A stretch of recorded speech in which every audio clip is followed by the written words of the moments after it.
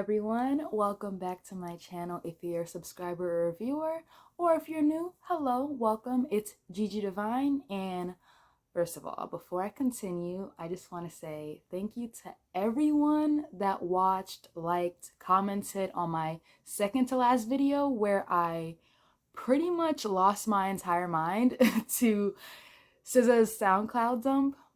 That video took off in a way that I did not expect. And also, hello to all my new subscribers.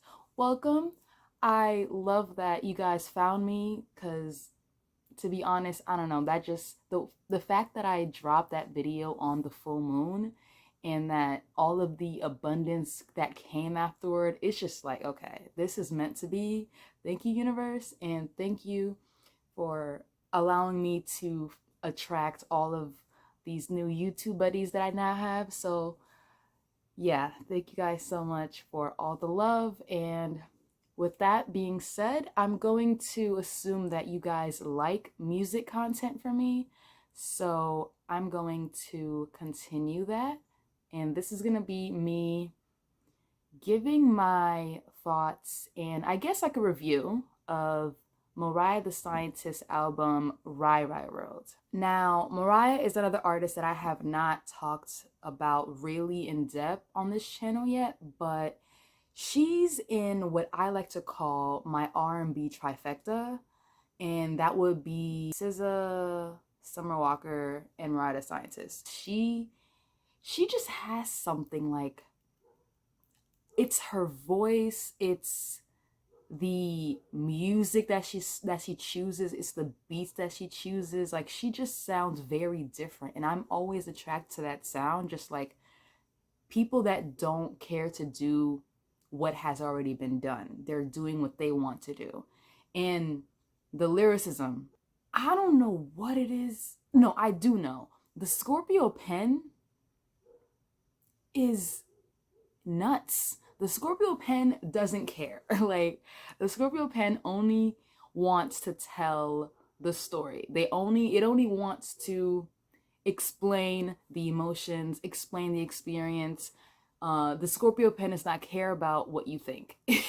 It just wants to correctly and accurately and specifically, no matter how crazy it sounds, explain and convey the emotions that the person has. And that is the same thing that Mariah the Scientist does. She be saying some stuff, especially on this album. Like, when I was comparing, because I mean, unfortunately, just like, I can't help but compare. When I was comparing Rai Rai World to Master, to me, Rai Rai World is like Master, but like grown up. The sound is just so much more experimental, but it still works for her, which is so, I don't know, it's like odd because that's not what you usually see in the mainstream, but like it works for her. Like, she can honestly sound good and have a good song with so many different types of sounds and beats and instrumentals. Like, that's how you know, like, she's just talented. So Rai Rai World, I'm gonna be honest, I wasn't a fan the first listen. I think it's because, again, like, I sat with Master for a long time. Like, Master was one of those albums that helped me through quarantine, so I got to know her very well. So when Rai Rai World came out, I was just like, damn, like, am I ready to let go? Am I ready to introduce this new member to the family? Like, but honestly, after listening to it for the past 2 months, I'm like, girl, you were tripping. It's just different. And that's okay. Like, I know artists are supposed to evolve. I love that. It didn't hit at first the way that Master hit me at first. But then again, Master hit me in a time where I was very emotionally vulnerable. So maybe that's what happened. But either way, Rai Rai World is great. It beautifully depicts what I would interpret to be the fallout of a singular relationship. Of course, I don't know this for sure. I did not have a sit down with Mariah. I don't know exactly what each song is about, if it's all about one person or multiple people. But when I was listening to it and going through it, it just seems like it's about like love lost. Generally, it's about a relationship that she had and these several stages in her mind that she went through from literally beginning to end. So, like, Impalas and Air Force Ones, that's her just kind of introducing, okay, there's this guy, and you know, he's really cool, he's really out of this world, and different, and I want to know like about his world and who his favorite girl is, because I wish I could be her. Like, aw, like, who can't relate to that? Like, you find this person and they just seem so ethereal, so so out of this world, and you're just like, oh, I wish I could be the apple of your eye, I wish I could be the center of your universe, like your orbit. And then you go into Aura, where it seems like the connection ended. I guess it's better that it's over now. So she goes into that saying that, okay, the connection, something happened. Like, it's not what I wanted it to be anymore. But I'm gonna still let you know, like, I still think you're beautiful. I still think you're cool. You're a rainbow to me. I will use up my minutes to tell you that I believe you are a rainbow. All the heaven I need to see. Like, again, aw, like, like, who says things like that? So sweet, but you know, that really is how it goes sometimes. Like, especially when it wasn't your doing, because it sounds like it wasn't her fault that it ended. So, like, you know, I'm gonna just be honest, like, yeah, it didn't go the way that I wanted it to go, but I still think you're great. I still think you're beautiful. I still love your energy, you know, but I guess that's how it ends. And then you go into Walked In, where it, to me, it seems like she's trying to get back out there. Like, you know, she's going through heartbreak, but she's like, okay, no, I'm about to go to the club, all my friends, and I'm about to see what's up. And she has an encounter. And then that goes into RIP, where I don't know if she meant for this to happen. I'm going to say she did, because I think she has that genius brain, to where it says, if we could live forever, maybe it is now or never. But if not, I guess I'll see you in heaven, because I'm speeding on my way home from 11. And I think 11 is a club. So if that is in chronological order, the way that I think it is, she had this encounter with this person at a club. Maybe now she's regretting it, and now she's speeding on her way home from 11. And this song is one of the songs that I mean, like, she just gets a lot more targeted and specific with what she's saying. Because this song is quite dark, to be honest, if you hear it, like, if you really read the lyrics through. It's essentially her talking about the thoughts of, you know, like, just kicking the bucket. Ain't no elevator, guess I'll take the long way home. Call the operator, tell her to the roof I go. So, like, very, very cryptic, but I respect that. I don't know many artists that would say something like that and be comfortable with other people hearing that they even have had this state of mind. And if it is following the interpretation that I have, this is all going back to the relationship that ended. And again, relatable, like, when you experience love at a younger age, like, and it ends, it just seems like the whole world is just over. Like, the world is crumbling, my life is over. So it is pretty accurate. It really can send you, like, down a really dark path, and that's what RIP, literally the song is called RIP. Like, I feel like it's just, she's just very honest. She's very honest with this song and this album in general. And then it goes right into To You. That song is so, it's trippy because the music is very happy. Like, the music is kind of, you know, very joyful, but the content, the lyric content is very sad. And I just love that juxtaposition of, it sounds good, but if you hear a little closer, it's actually pretty sad. So the song is about, burying their love, burying all of the good memories that she had with this person. Literally, you give life with this person in the form of the love that you create. You have your own little world that you created for yourselves, and all of the good memories that came from it and the experiences. And now, like, that it's over, it's like, oh, well, I gotta bury this now. But she also said, which I think is so genius and on point, she said, look at what we made. Sure was beautiful. Now I lay it in a grave. Now I'm all covered in dirt. Though she is burying this past love, these memories from this past relationship, she is still dirty. She's still going to unfortunately carry this on to her next relationship and maybe even the one after that, because every relationship that you have, if you're invested into it, like, it's going to touch your soul and maybe even take a bit of you with it. It's over. I know that it's over. And for me to be able to move on, I need to bury it. But in the process of burying it, I'm unfortunately going to have to take this with me in some form or fashion onto all of my other relationships that I have after you. And that is so real. You don't ever completely forget a relationship, no matter how bad it was, like, or how good it was. Like, you never forget the things that you learned, the experiences that you've had, the person, just the way you guys were, for better or for worse. You're never going to forget it.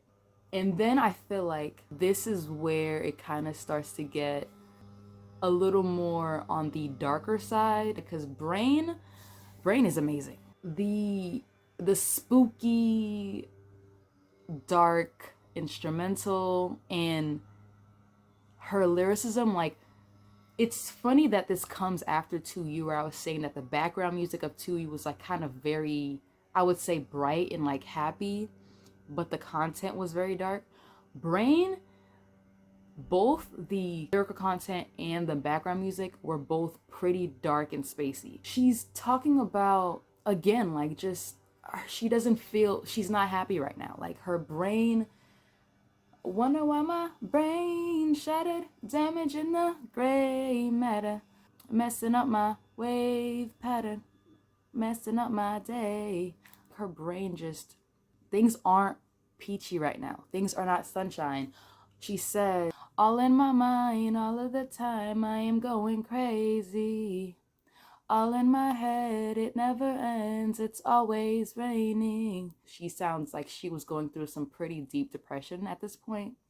When you are going through depression, it's going to affect your brain. It's going to affect your ability to think things through, your ability to find the happiness in things, because in your brain it's always raining. She is not holding anything back, and I love it.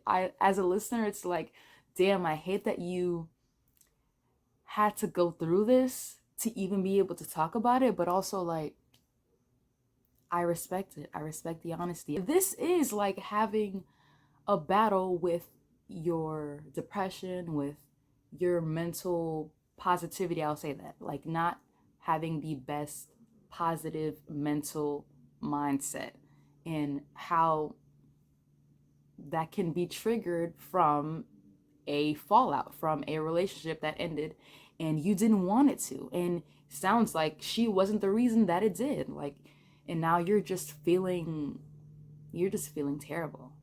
And then maybe where she's reflecting and even possibly taking the blame for the way things ended, thinking alternative scenarios of how it could have ended. Maybe we should escape. Maybe I should have stayed. Maybe we should have ran away. Maybe I should have prayed. Thinking like, oh my gosh, like, maybe there are other ways that this could have ended. Maybe I could have saved it, even though I did not break this up. Again, very relatable. The woman taking the blame for the ending of a relationship that she did not cause. Just, again, just very real, very realistic. Once we got to All For Me, I was like, okay, this album is it's way too encompassing of like, I think damn near every phase, mental phase and physical phase that you go through in a breakup of a relationship, in a fallout. All For Me, even though it's like a love and hate relationship that I have with this song because it's so beautifully done. It sounds so beautiful. The lyrics, they make me cringe only because I remember thinking these things. Like, what does she have on me? What does she have? She isn't half of me. I'll make it last. I need eternity. I need a second chance. Again, thinking things that just don't go. Like, baby, you don't need to compare yourself to the other woman, which at this point it seems like, yeah, like the guy that she was with is with someone else, whether serious or not. I don't know. I wasn't there. I'm just interpreting. But now, she's like, you're only 5 minutes up the road. Like, don't make me have to go up there and show you what you're missing, because whoever that is you got up in there, she ain't me. And yeah, ooh, I hate when women go through this phase of thinking after a breakup, because girl, it never had anything to do with you. I promise. If a man gonna cheat, he gonna cheat. It ain't got nothing to do with you. But I can't lie and say that like I didn't at some point think like this. But I was, I was not as emotionally developed. I was not as self-aware. And then we get to Revenge. First of all, yep. Revenge, revenge, revenge. Revenge is that girl. Revenge is Revenge is by far my favorite song on this album. And it wasn't at first. It snuck up on me. The more I heard it, the more I heard the lyrics, I'm just like, oh, no, this is dope. This is like really dope. And then I start to think, yo, we were really taken on like a journey throughout this whole album. If you listen to this album chronologically, assuming that that's what she intended, but if you listen to it chronologically, Revenge is like the complete opposite of Aura.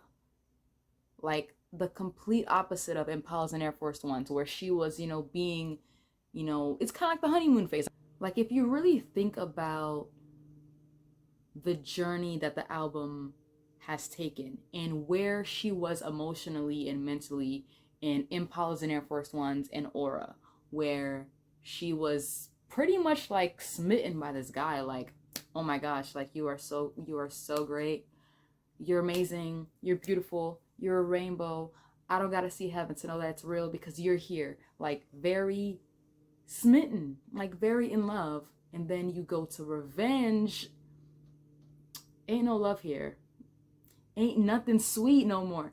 I just love seeing the character development.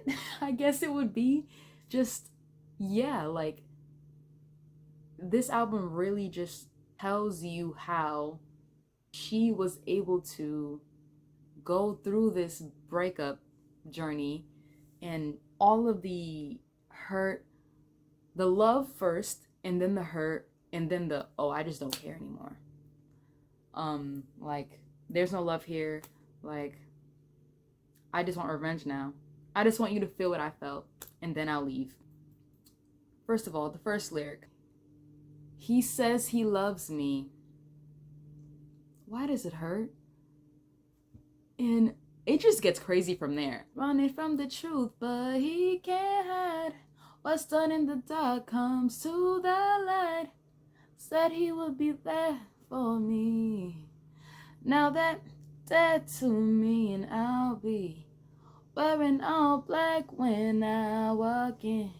Right next to his mother when I hug his friends. I may even dare to speak.